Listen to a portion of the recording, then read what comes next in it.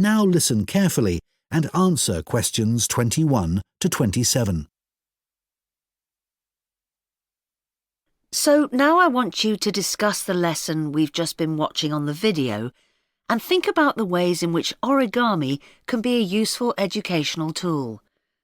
Can you all work with the person sitting next to you? I had no idea that such a simple thing like folding squares of paper to make the shape of something like a bird could be such an amazing tool. It's made me see origami in a whole new light. I know. It was interesting to see the educational skills the children were developing by doing origami. On the video, you could see them really listening hard to make sure they did all the steps in the right order to make the bird. That's right. In this lesson, they were working individually, but it would also be interesting to see if the children could work out how to make something simple without being given any direction. That would help with building teamwork as well. Yes, but much more of a challenge. One thing that really stood out for me was that the children were all having fun while being taught something new. Which is a key aim of any lesson with this age group. And although these kids had no problems with folding the paper, with younger children you could do origami to help practice fine motor skills. Absolutely. Shall we talk about the individual children we saw on the video? I wrote all their names down and took some notes. Yes, I did too. OK, good. Let's start with Sid.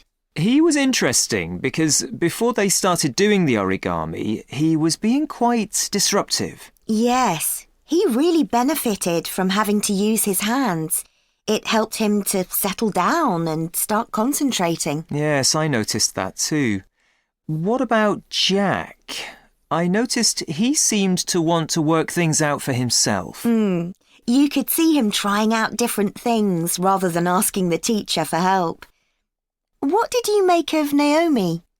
She seemed to be losing interest at one point, but then she decided she wanted her mouse to be the best, and that motivated her to try harder. She didn't seem satisfied with hers in the end, though. No.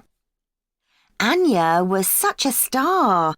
She listened so carefully and then produced the perfect bird with very little effort. I think the teacher could have increased the level of difficulty for her. Maybe.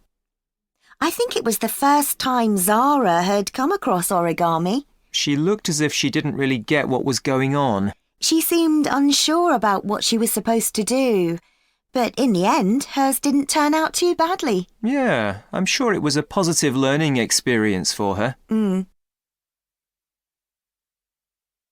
Before you hear the rest of the discussion, you have some time to look at questions 28 to 30.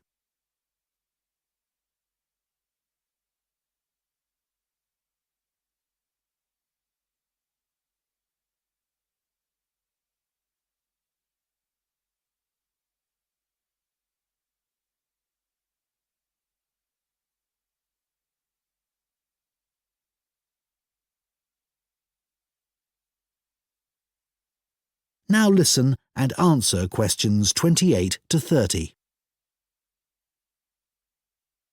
I think one reason why the origami activity worked so well in this class was that the teacher was well prepared. Right. I think it would have taken me ages to prepare examples showing each of the steps involved in making the bird, but that was a really good idea. The children could see what they were aiming for. And much better for them to be able to hold something rather than just looking at pictures. Those physical examples supported her verbal explanations really well. It's strange that origami isn't used more widely. Why do you think that is? Well, teachers may just feel it's not that appealing to children who are used to doing everything on computers, especially boys, even if they're aware of the benefits. Oh, I don't know. It's no different to any other craft activity. I bet it's because so many teachers are clumsy like me. That's true. Too much effort required if you're not good with your hands. Well, anyway, I think we should try it out in our maths teaching practice with Year 3. I can see using origami is a really engaging way of reinforcing children's knowledge of geometric shapes, like they were doing in the video. But I think it would also work really well for presenting fractions, which is coming up soon. Good idea. That's something most of the kids in that class might struggle with. Origami would also be good practice for using symmetry, but I think they did that last term. OK, well, let's try and get some ideas together and plan the lesson next week. OK, if you could also...